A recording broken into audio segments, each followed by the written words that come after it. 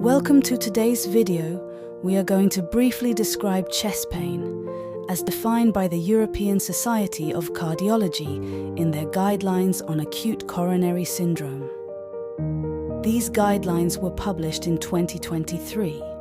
Chest pain is one of the most common reasons for patients presenting to the emergency department. The clinical presentation of chest pain ranges from subtle to life-threatening causes. Therefore, accurate clinical assessment of the nature of the chest pain is crucial in making a timely diagnosis of conditions like heart attack.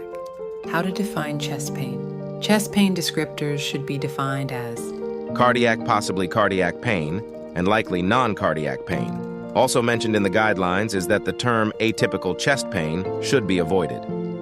Chest pain equivalent symptoms include 1. Epigastric pain, 2. Diaphoresis, 3.